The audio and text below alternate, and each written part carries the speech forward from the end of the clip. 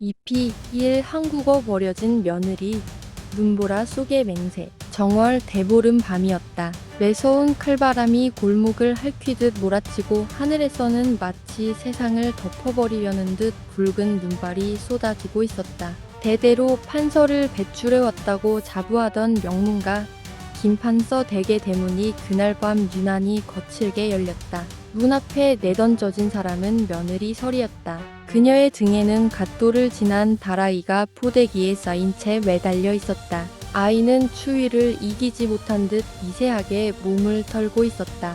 설이의 발은 이미 감각이 무뎌졌고 치마자락에는 눈과 흙이 뒤섞여 엉겨 붙어 있었다. 계집아이만 셋을 낳아 집안의 대를 끊어놓다니 시어머니의 목소리는 눈보라보다도 날카로웠다. 내 살아있는 동안 이런 망측한 꼴은 못 본다. 당장 이 집 문턱을 넘지 마라. 그 말과 함께 시어머니는 손을 내저으며 등을 돌렸다. 설이는 마지막 희망을 붙잡든 남편을 바라보았다. 그러나 남편은 아무 말도 하지 않았다. 그녀의 시선을 잠시 마주쳤다가 곧 고개를 돌려버렸다. 무심한 눈길 하나가 차라리 시어머니의 호통보다 더 깊이 가슴을 찔렀다. 설이는 차가운 마룻바닥에 이마를 찌으며 빌었다. 한 번만, 아이만이라도. 그러나 대답 대신 들려온 것은 철문이 닫히는 둔탁한 소리와 빗장이 걸리는 소리뿐이었다. 그 순간 설이는 이 집에서 자신이 완전히 지워졌다는 것을 깨달았다. 갈 곳은 없었다. 설이는 다라이의 언손을 꼭 쥐고 눈 덮인 상길로 발걸음을 옮겼다. 발가락 끝은 얼어붙어 감각이 사라졌고 숨은 턱 끝까지 차올랐다. 몇 번이나 넘어질 뻔했고 몇 번이나 그대로 눈 속에 주저앉고 싶은 유혹이 밀려왔다. 마을 외곽 다 쓰러져가는 빈 가마터가 눈에 들어왔을 때 설이는 더 이상 버틸 힘이 없었다. 그녀는 아이를 안은 채 그곳에 몸을 뉘었다. 찬바람이 벽 틈으로 스며들었고 허기와 추위가 동시에 밀려왔다. 엄마, 배고파. 아이의 힘없는 목소리가 어둠 속에서 들려왔다. 그 한마디에 설이의 눈에서 눈물이 쏟아졌다. 그러나 그녀는 곧 눈물을 훔쳤다. 여기서 끝낼 수는 없었다. 자신이 쓰러지면 이 아이는 살아남을 수 없었다. 설이는 품속에서 작은 비단 주머니 하나를 꺼냈다. 친정어머니가 시집 오던 날 발없이 손에 쥐어주었던 물건이었다. 세상에 단 하나뿐인 자수 기법이 담긴 바늘과 실. 그 속에는 어머니의 삶과 인내, 그리고 딸을 향한 마지막 믿음이 담겨 있었다. 얘야, 잘 봐. 설이는 아이를 꼭 끌어안고 낮게 속삭였다. 엄마는 이 바늘 하나로 너를 살릴 거다. 그리고 저들의 오만함도 반드시 꺾어 놓을 거야. 그녀는 얼어붙은 손가락에 입김을 불어가며 버려진 헝겊 조각들을 하나둘 모으기 시작했다. 손끝은 아팠고 몸은 지쳐 있었지만 눈빛만큼은 달라져 있었다. 더 이상 울고만 있는 여자가 아니었다. 눈보라 속에서 버려진 그 밤, 설이는 비로소 살아남는 법을 배웠다. 그리고 이 밤은 한 여인의 긴 침묵과 인내가 끝나고 서늘한 반격이 시작되는 순간이었다. 이 자수로 시작되는 반격. 눈은 그칠 기미가 없었다. 허물어져가는 가마터 안에서 설이는 밤을 넘겼다. 벽틈 사이로 스며드는 찬바람이 아이의 숨결을 흔들 때마다 그녀는 품을 더 단단히 조였다. 잠은 오지 않았다. 눈을 감으면 김판서 댁 대문이 떠올랐고 빗장이 걸리던 소리가 귀를 울렸다. 날이 밝자 설이는 천천히 몸을 일으켰다. 밤새 얼어붙은 손은 부어 있었고 발끝은 여전히 감각이 둔했다. 하지만 아이는 기적처럼 살아있었다. 설이는 아이의 이마에 입을 맞추며 속으로 되뇌었다. 오늘도 살아냈다. 가마터를 나서며 그녀는 주변을 살폈다. 버려진 마을 외곽, 사람들의 시선이 닿지 않는 이곳은 위험했지만 동시에 숨을 수 있는 곳이었다. 설이는 근처에서 버려진 헝겊과 낡은 포목 조각들을 주워 모았다. 색은 바랬고 구멍도 숭숭 뚫려 있었지만 그녀의 눈에는 충분했다. 가마터 한켠에 자리를 잡은 설이는 비단 주머니를 꺼냈다. 바늘, 실, 그리고 어머니의 손길. 어릴 적 서리는 친정어머니가 밤마다 자수를 놓는 모습을 보며 잠들곤 했다. 어머니는 늘 말했다. 이 바늘은 돈보다 오래 간다. 손끝에 남은 기술은 누구도 빼앗지 못해. 그 말이 이제야 가슴에 박혔다. 서리는 아이를 옆에 앉히고 헝겊 위에 조심스레 바늘을 꽂았다. 첫 땀은 어색했고 손끝은 떨렸다. 그러나 몇 땀이 지나자 기억은 몸을 깨웠다. 실은 헝겊 위에서 살아 움직이듯 흐르기 시작했다. 단순한 문양이 아니라 살아있는 듯한 곡과 새가 나타났다. 아이의 눈이 반짝였다. 엄마, 예쁘다. 그 말 한마디에 서리의 가슴이 먹먹해졌다. 이 바늘질은 단순히 옷을 만드는 일이 아니었다. 아이를 살리고 자신을 다시 세우는 일이었다. 며칠이 흘렀다.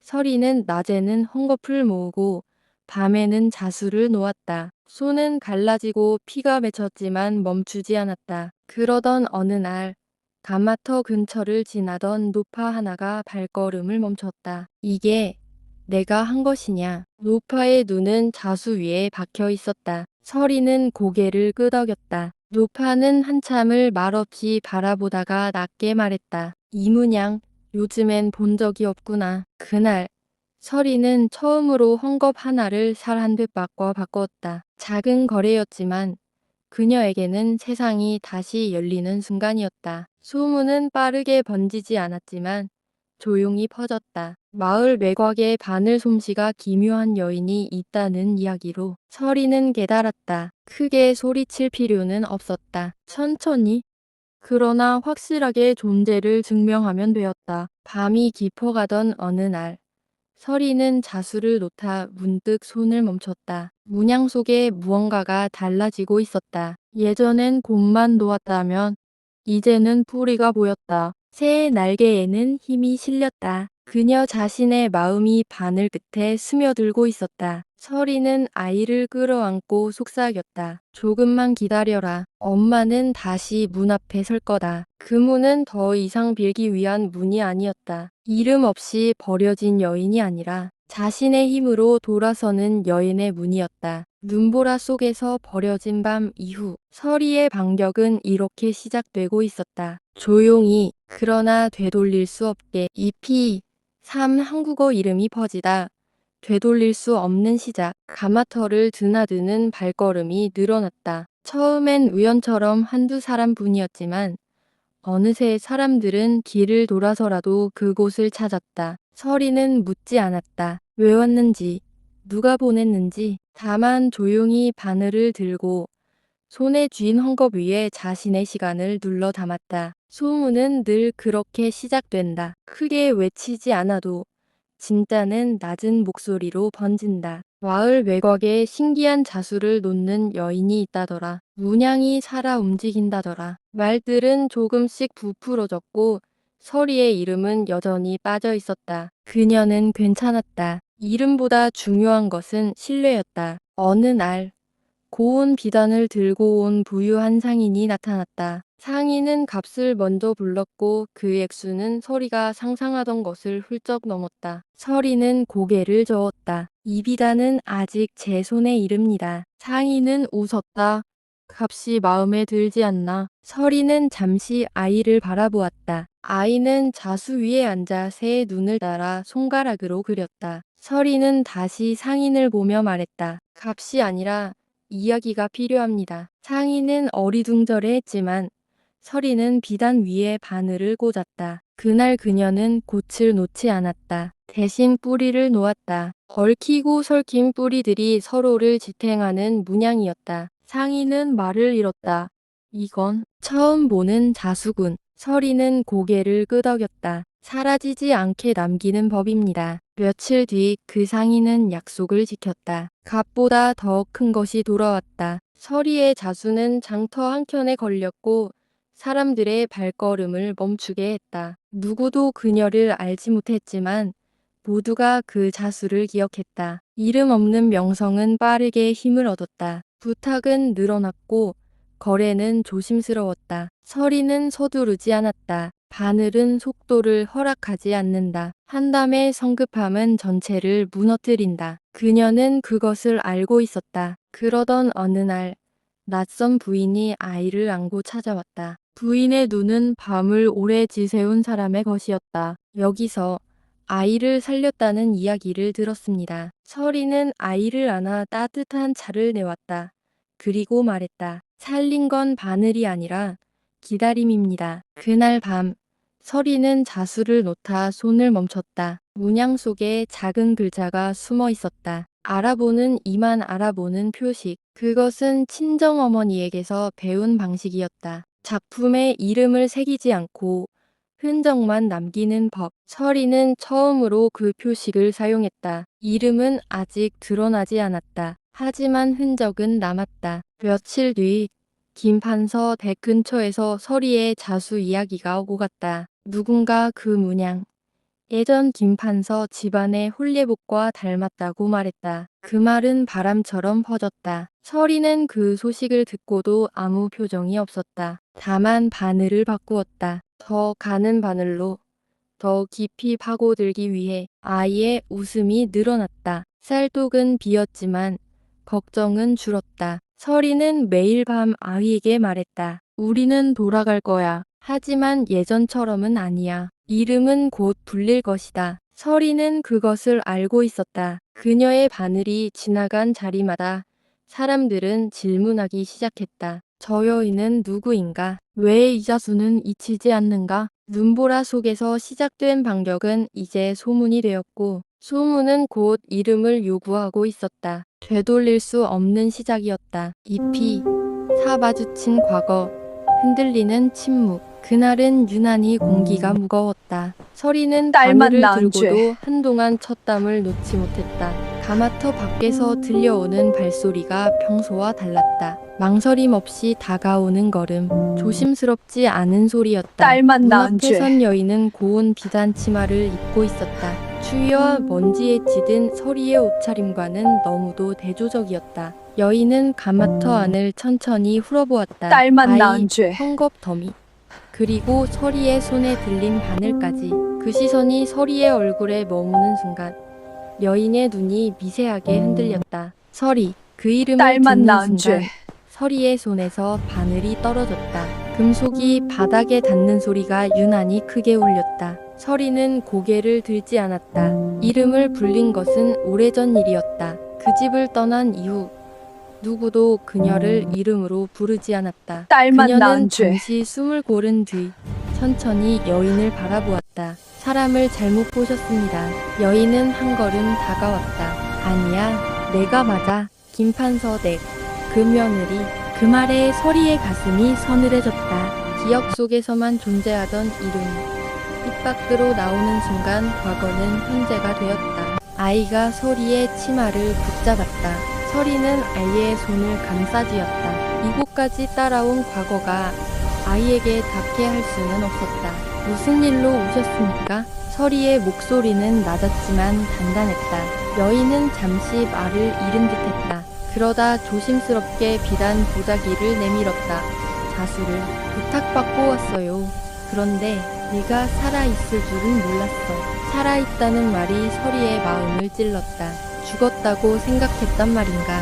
아니면 죽은 것이나 다름없다고 여겼던 것인가? 자수만 맡기고 가시지요. 서리는 감정을 눌러 담았다. 사적인 이야기는 하지 않습니다. 여인은 비단을 내려놓으며 속삭이듯 말했다. 그날 밤, 난 아무것도 몰랐어. 서리는 웃지 않았다. 모르셨다면 지금도 아실 필요 없습니다. 그 말은 냉정했지만 사실이었다.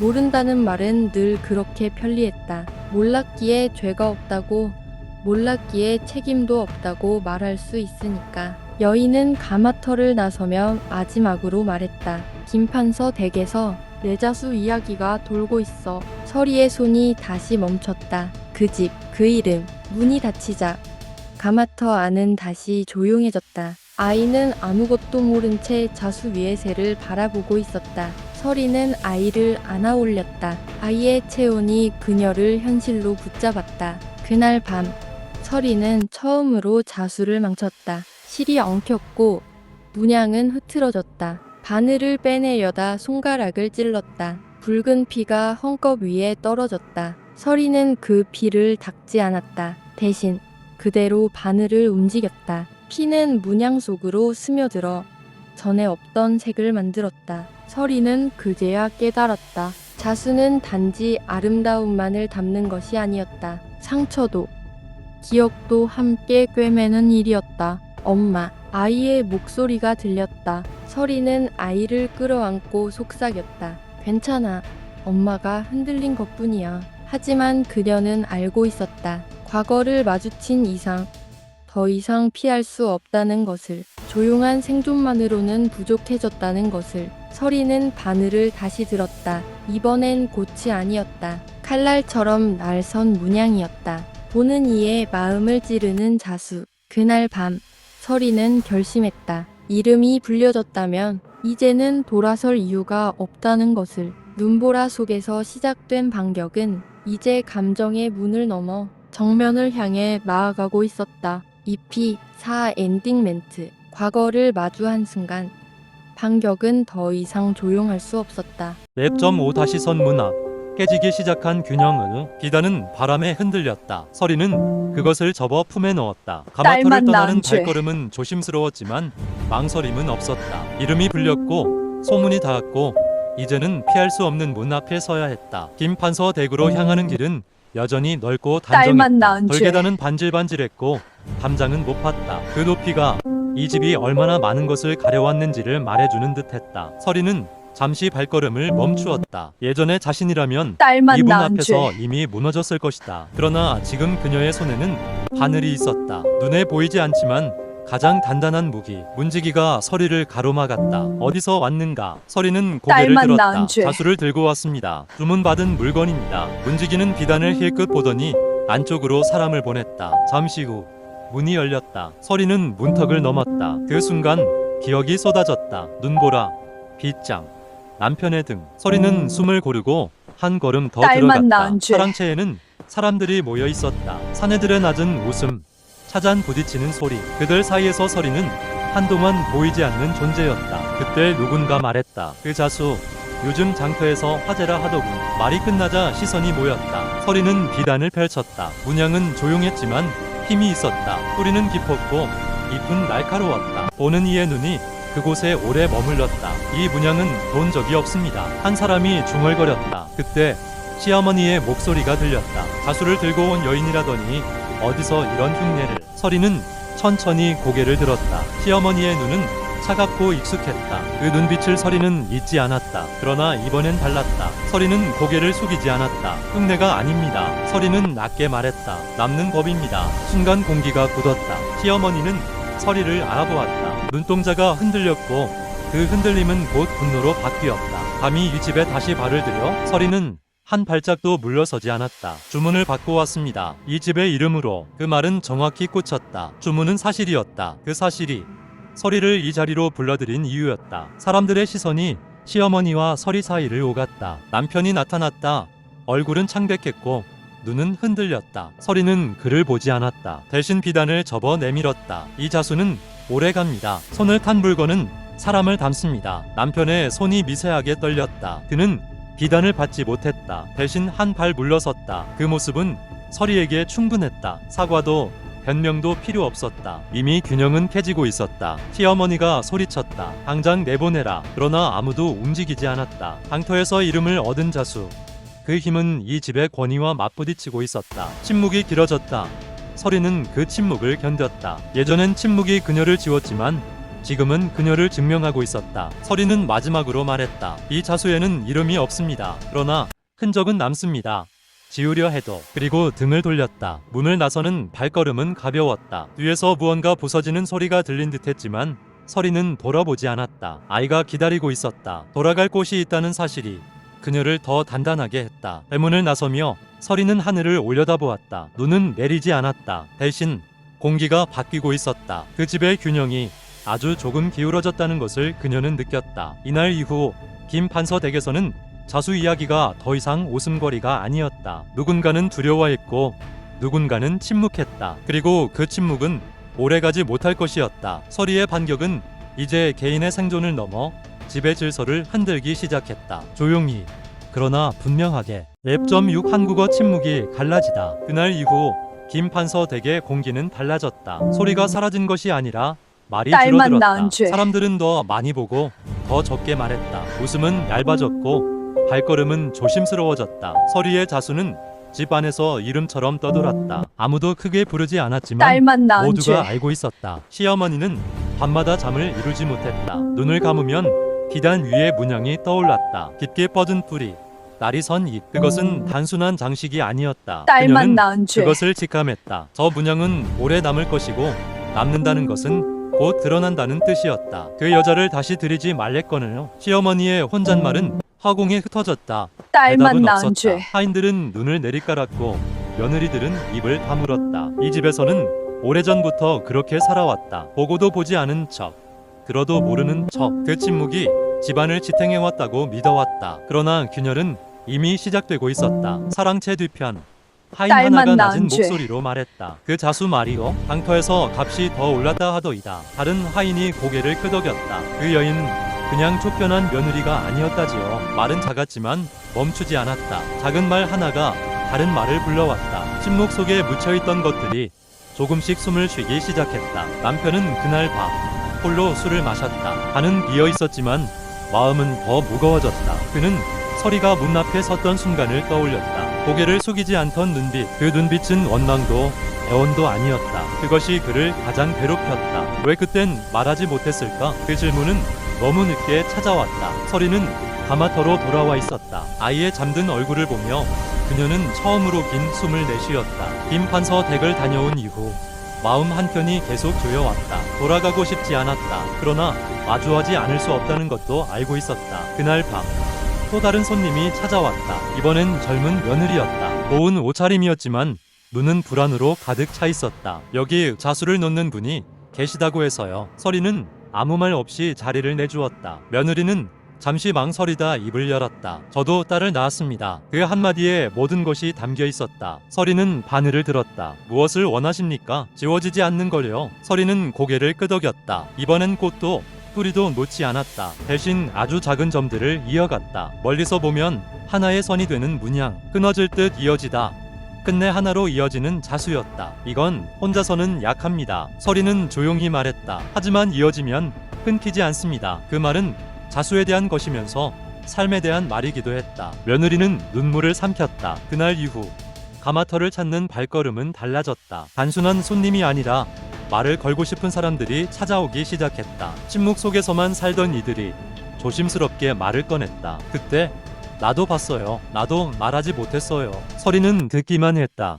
판단하지 않았다. 그녀는 알고 있었다. 말은 강요할 수 없는 것이라는 것을, 스스로 나올 때까지 기다려야 한다는 것을. 김 판서 댁 안에서도 변화는 이어졌다. 하인 하나가 시어머니 앞에서 고개를 들었다. 마마님, 그 자수는 정말로 귀한 것입니다. 시어머니의 손이 떨렸다. 누군가 그녀에게 그렇게 말한 것은 오랜만이었다. 명령이 아닌 사실을 말하는 목소리였다. 침묵으로 눌러두었던 것들이 이제는 말을 요구하고 있었다. 그날 밤 시어머니는 처음으로 혼잣말이 아닌 말을 했다. 그날 내가 너무 멀리 갔나. 그 말은 작았고 아무도 듣지 못했다. 그러나 집 안의 공기는 분명히 달라지고 있었다. 서리는 밤하늘을 올려다보았다. 별은 희미했지만 사라지지 않았다. 그녀는 알았다. 침묵이 갈라지면 다시는 예전으로 돌아갈 수 없다는 것을. 이제 반격은 더 이상 혼자의 싸움이 아니었다. 말하지 못했던 이들의 숨이 하나둘 이어지고 있었다. Clapperboard, EP.7, 어려운 복수, 그리고 진정한 승리. 세월은 모든 것을 바꾸었다. 딸만 낳은 김판서 죄. 댁이 자랑하던 데문은 빛을 잃었고 담장은 금이 갔다. 한때 권세를 휘두르던 집안은 무리한 사업확장과 남편의 방탕한 생활로 급격히 기울었다. 돈은 새어나갔고 딸만 낳은 죄. 사람들은 등을 돌렸다. 집안에 남은 것은 최면과 베이트, 그리고 점점 줄어오는 불안뿐이었다. 마지막 희망은 한행에서 가장 큰 상단, 올광상단이었다. 그 딸만 상단의 낳은 죄. 후원을 받지 못하면 김판서 댁은 온전히 무너질 것이 분명했다. 시어머니는 자존심을 접고 머리를 숙이기로 했다. 예전 같으면 상상도 못했을 일이었다. 그날 딸만 낳은 죄. 김판서 댁 식구들은 올광상단의 저택 앞에 섰다. 높고 웅장한 대문, 정갈하게 늘어선 기둥, 묵직한 기운이 감도는 공간이었다. 그들은 그 문 앞에서 기다림을 속으로 수없이 되뇌었다. 이번만은 반드시 붙잡아야 한다. 딸만 잠시 낳은 후 죄. 저택 안쪽에서 가마 하나가 모습을 드러냈다. 비단 장막이 걷히고 가마에서 한 여인이 내려섰다. 눈부시게 고운 비단옷, 단정하면서도 이염이 서린 자태. 사람들은 숨을 삼켰다. 그녀가 바로 월광상단의 실질적인 주인 서령 마님이었다. 시어머니와 전 남편은 고개를 깊이 숙였다. 마님, 제발 저희 가문을 살펴주십시오. 이 은혜는 평생 잊지 않겠습니다. 서령은 그들을 내려다보며 아무 말도 하지 않았다. 그 침묵은 길지 않았지만 충분히 무거웠다. 잠시 후 그녀는 손에 들고 있던 비단 주머니 하나를 그들 앞에 던졌다. 주머니는 바닥에 떨어지며 둔탁한 소리를 냈다. 이 주머니를 기억하십니까? 그 순간 시어머니의 눈이 커졌다. 낡고 해진 비단, 오래된 자수. 그 주머니는 분명 기억 속에서 지워버리려 애썼던 물건이었다. 서령의 목소리는 차가웠다. 딸을 낳았다는 이유로 눈밭에 버려졌던 그 어린의 것입니다. 공기가 얼어붙었다. 전 남편의 얼굴이 창백해졌고 시어머니는 아무 말도 하지 못한 채 입술만 떨었다. 서령은 그들의 반응을 차분히 지켜보다가 한 걸음 앞으로 나섰다.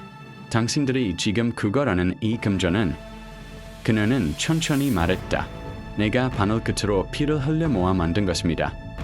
그 말은 자랑도 분노도 아니었다. 그저 사실이었다. 당신들의 오만함은 한 여인과 아이를 죽음으로 몰았습니다. 그리고 그 오만함은 이제 이 가난으로 되돌려 받으십시오. 시어머니는 그제야 알아보았다. 그 어린, 그날 눈보라 속에서 내쫓았던 며느리. 설이나 떨리는 목소리가 새어나왔다. 서령은 미소를 지었다. 그러나 그 미소에는 은민도 분노도 없었다. 설이는 눈보라 속에 버려졌습니다. 지금 이 자리에 서 있는 사람은 서령입니다. 그 말은 단절의 선언이었다. 과거의 마지막 연결고리가 그 순간 끊어졌다. 김판서 덱스크들은 무릎을 꿇고 통곡했다. 한 번만 살려주시오. 우리가 잘못했소. 그러나 서령은 뒤돌아보지 않았다. 그걸은 더 이상 들리지 않았다. 그들에게 남은 것은 자신들이 만든 걸것뿐이었다. 서령이 저택을 나서자 햇빛이 그녀의 어깨를 비췄다. 그 끝에는 어느덧 훌쩍 자란 딸이 서 있었다. 아이는 어머니의 손을 꼭 잡고 있었다. 따뜻하고 단단한 손이었다. 엄마. 아이의 목소리는 밝았다. 이제 집에 가. 서령은 고개를 끄덕였다. 그래, 우리 집으로. 그 집은 더 이상 쫓겨난 곳이 아니었다. 그녀가 스스로 세운 곳, 누구도 함부로 넘볼 수 없는 삶의 자리였다. 서령은 알았다. 진정한 복수는 상대를 무너뜨리는 데 있지 않다는 것을. 그들이 감히 쳐다보지도 못할 만큼 높은 곳에서 아무것도 빼앗기지 않은 채 당당히 행복해지는 것. 눈보라 속에서 시작된 한 어린의 맹세는 이렇게 완성되었다.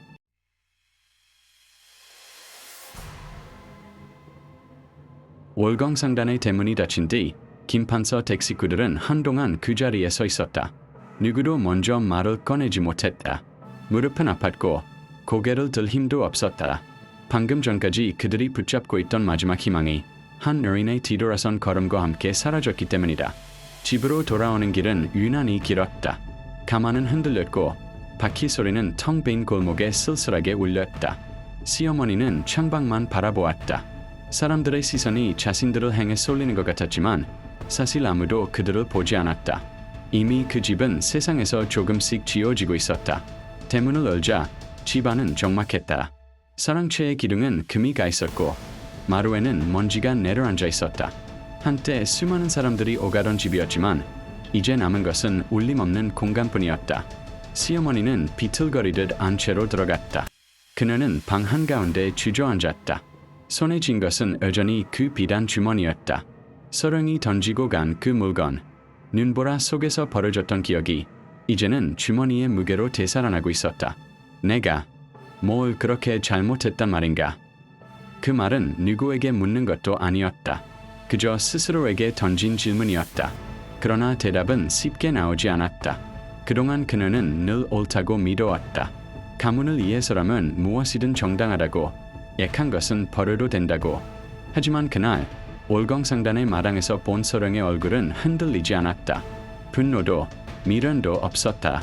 그 단단함이 시어머니를 가장 아프게 했다. 남편은 술에 취해 쓰러져 있었다. 그는 서리의 이름을 중얼거리다 이내 잠들었다. 그 이름은 더 이상 그를 구원하지 못했다. 너무 늦은 후에는 늘 그렇게 무력했다. 며칠 뒤 김판서 댁에 사람이 들이닥쳤다. 채권자들이었다. 장부를 들이밀고 가세가 기울었음을 확인하듯 집안을 훑어보았다. 사랑채의 물건들이 하나둘 밖으로 실려나갔다. 병풍, 상, 도자기까지. 집은 비워졌고 소리는 사라졌다. 시어머니는 그 광경을 멍하니 바라보다가 문득 안쪽 창고로 향했다. 아무도 찾지 않는 곳. 오래전부터 닫혀있던 방이었다. 문을 여는 순간 먼지 냄새가 밀려왔다. 그 안에는 오래된 기짝 하나가 있었다. 시어머니는 한참을 망설이다가 뚜껑을 열었다. 그 안에는 낡은 천, 아이의 신발 한 컬레, 그리고 오래된 기록이 있었다. 그녀는 손을 떨며 기록을 펼쳤다.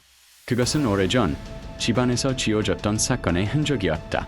사람들의 입에서 사라졌지만 종이에는 남아있던 진실. 서리가 떠나던 날 밤 아이가 아팠다는 기록. 도움을 요청했으나 문이 열리지 않았다는 짧은 문장. 시어머니는 그 자리에 주저앉았다. 기억 속에서 애써 지워버렸던 장면들이 되살아났다. 그날 밤 그녀는 들었다. 아이의 울음소리를. 그러나 문을 열지 않았다. 그 선택이 모든 것을 이 자리로 끌고 왔다는 사실이 이제야 또렷해졌다. 내가 선택했구나. 그 말은 고백이었다. 침묵은 우연이 아니었다. 선택이었다. 그날 이후 시어머니는 말을 줄였다. 사람들에게도 자신에게도. 집은 점점 비워졌고 결국 대문에는 봉인이 붙었다. 김판서 댁은 그렇게 역사 속으로 밀려났다. 한편 서령은 먼 곳에서 그 소식을 전해 들었다. 그러나 그녀는 돌아보지 않았다. 이미 과거는 지나간 일이었다. 그녀의 삶에는 더 중요한 시간이 흐르고 있었다. 밤이 되자 서령은 딸과 나란히 앉아 바늘을 들었다. 이번 자수에는 꽃도 칼날도 없었다. 대신 단단한 온이 놓였다. 끊어지지 않는 선. 끝과 시작이 이어진 문행. 엄마, 이건 뭐야? 우리야. 서령은 미소 지었다. 이제 그녀는 알고 있었다. 진실은 드러나는 순간보다 남겨지는 순간이 더 무겁다는 것을. 무너진 집에는 기록이 남았고 살아남은 삶에는 선택이 남았다.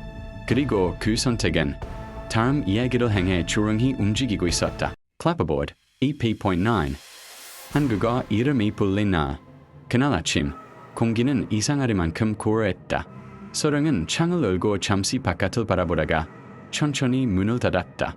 바람이 불지 않았고 소리도 없었다. 마치 세상이 숨을 고르고 있는 듯했다. 그녀는 알고 있었다. 오늘은 오래 미뤄두었던 이름을 불러야 하는 날이라는 것을. 탁자 위에는 앨런 서류철이 놓여 있었다. 기록, 날짜, 증언. 오래된 종이들 사이로 바늘 자국처럼 작은 흔적들이 보였다. 서령은 서류를 덮고 딸을 바라보았다. 아이는 자라 있었고 이제는 어른의 말을 알아들었다. 서령은 아이의 손을 잡았다. 따뜻했다. 오늘은 엄마가 말을 해야 해. 아이의 눈이 잠시 흔들렸다. 어디서? 세상에서. 그 말은 거창했지만 서령의 목소리는 차분했다. 이 말은 복수가 아니었다. 마침내 끝내기 위한 말이었다. 기자회견장은 크지 않았다. 그러나 공기는 무거웠다. 카메라의 렌즈가 빛났고 사람들의 시선이 서령을 향했다. 누군가는 그녀를 올광상단의 주인으로 알고 있었고 누군가는 성공한 여인으로만 보았다.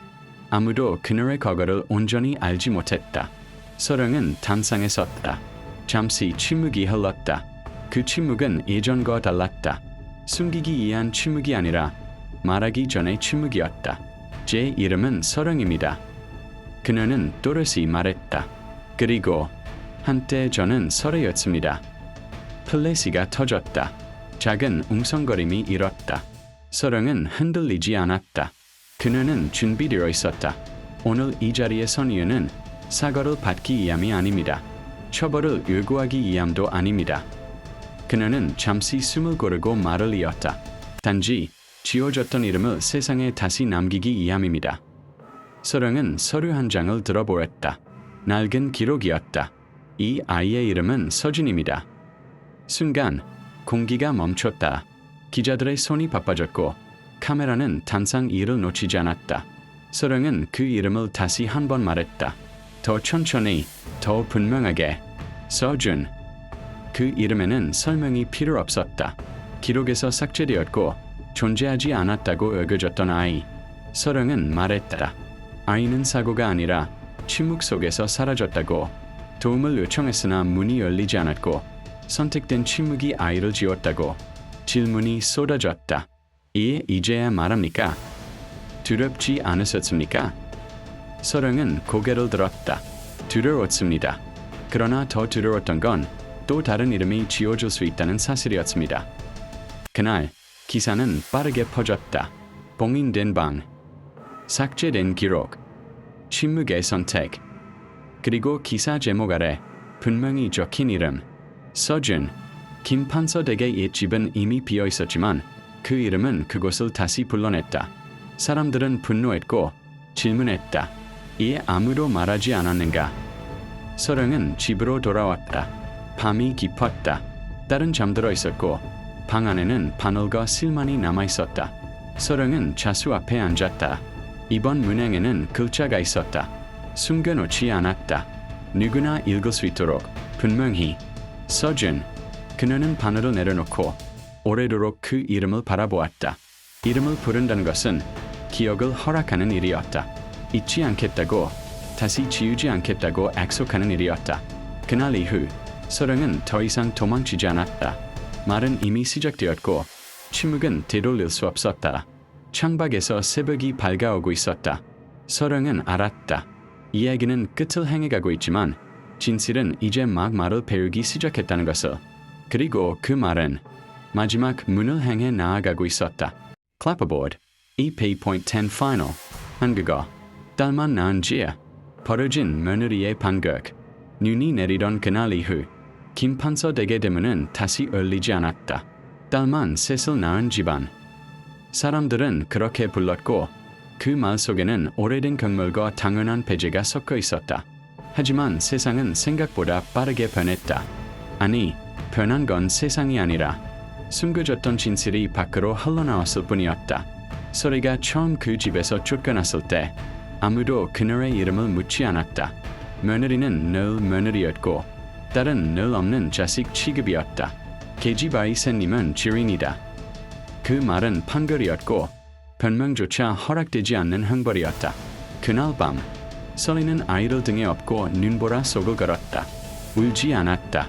울면 무너질 것 같았기 때문이다. 그녀가 선택한 건 침묵이 아니라 기록이었다. 시간이 흘렀다.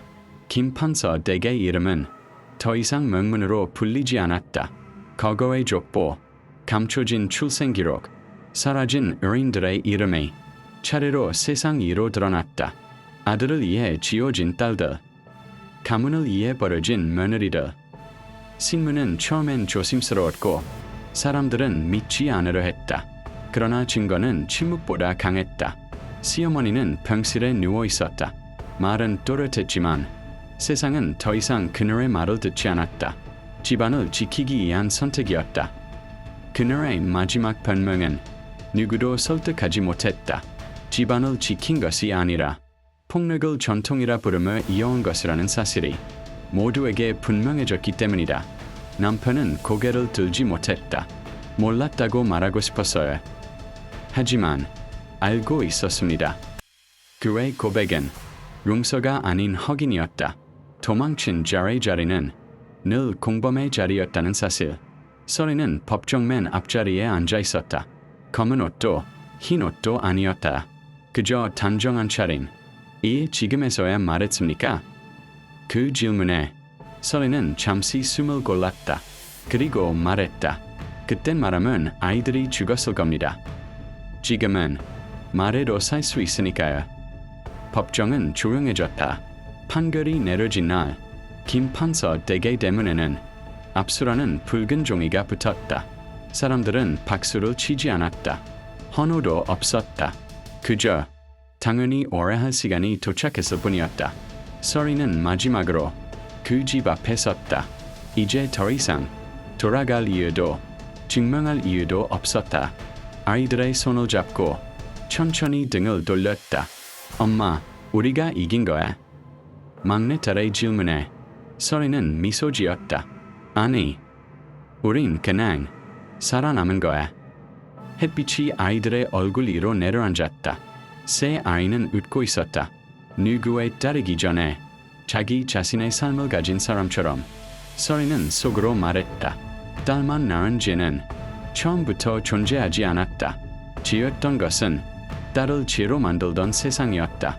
카메라는 천천히 멀어진다. 버려진 며느리는 없다. 남겨진 딸도 없다. 있는 것은 단 하나. 침묵을 끊고 이름을 되찾은 사람들의 이야기. 화면이 어두워진다. 그리고 자막이 떠오른다. 딸은 죄가 아니다. 침묵이 죄였다. End.